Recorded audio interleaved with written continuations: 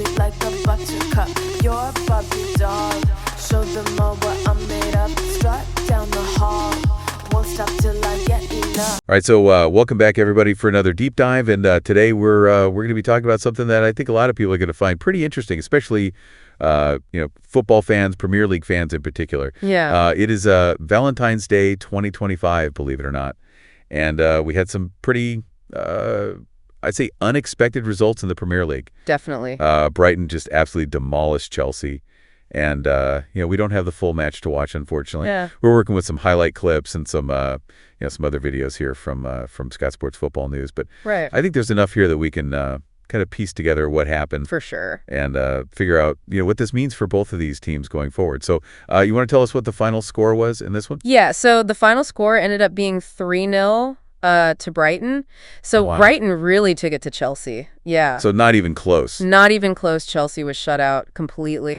And this is, Charger, we're talking about like one of the top teams historically in the Premier League. Absolutely. I mean, they've been a powerhouse for years. So to see them lose like this, especially to Brighton, it's pretty shocking. Yeah, it's definitely a statement win for Brighton. And, looking at these highlights, one thing that jumps out at me is just how many goals they scored. Yeah.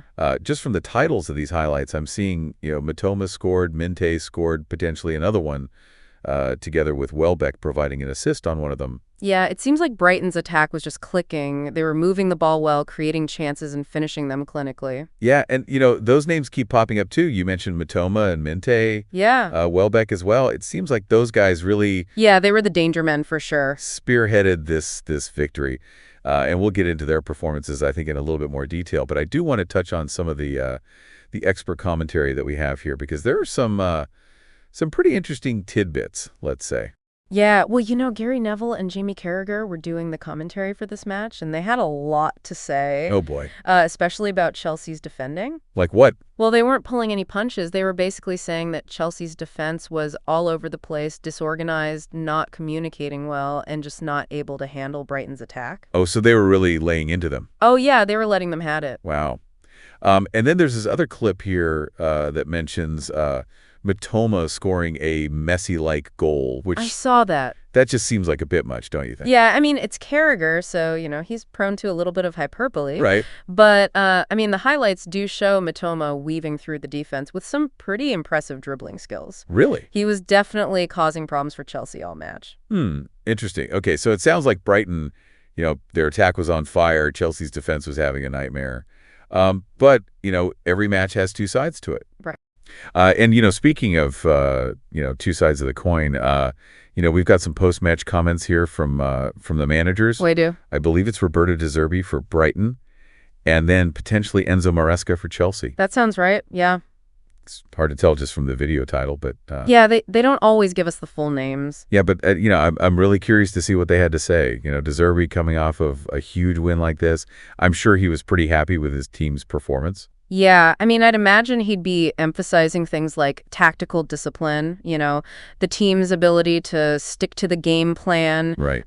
Their clinical finishing, really taking their chances. And then on the other hand, you've got Maresca and, potentially having to explain how his team just got, taken apart by Brighton. So I wonder if he'll try to focus on individual errors, maybe point to some specific mistakes that led to the goals. Yeah, or, maybe even blame external factors like bad luck or, the referee or something. Oh, yeah, it wouldn't be the first time a manager tried to deflect blame. Exactly. Yeah, so, we've talked about the score, we've talked about the highlights, we've talked about, what the experts had to say, but I think the really big takeaway here is that this wasn't just another match. No. This would be a real turning point in the season for both of these teams. Absolutely. Brighton, they come in, they dismantle a team like Chelsea. What does that mean for them going forward? Does this mean that they've really reached a new level? Can they maintain this kind of performance? Well, and that's the big question, right? Because they've been a good team for a while, but this is a whole other level. Can they keep this momentum going? Can they handle the pressure? Yeah, and on the other side of that, you have Chelsea, who's, used to being at the top, used to winning, and now they're, getting, pretty soundly beaten by a team that, on paper they should be beating. So how do they bounce back from this? Do they just kind of shrug it off and say, it was a bad day at the office, or does this really shake their confidence?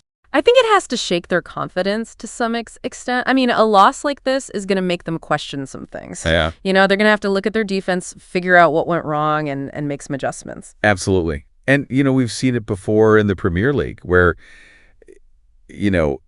a result like this could really shift the entire momentum of the season. It could be a real catalyst for change. Yeah, for sure. I mean, this match has definitely thrown a wrench into things. So that's the question we're left with, could this be the start of a new era for Brighton and maybe a period of, some soul searching for Chelsea? What happens next? I guess we'll just have to wait and see. That's the beauty of the Premier League. You never know what's going to happen next. That's right. We'll be back soon with another deep dive. But until then, thanks for listening. Thanks, everyone. We'll catch you later. See ya. Bye. Sound the alarm. I'm coming up. We'll have a ball. I'm sweet like a buttercup. You're a Barbie doll. Show them all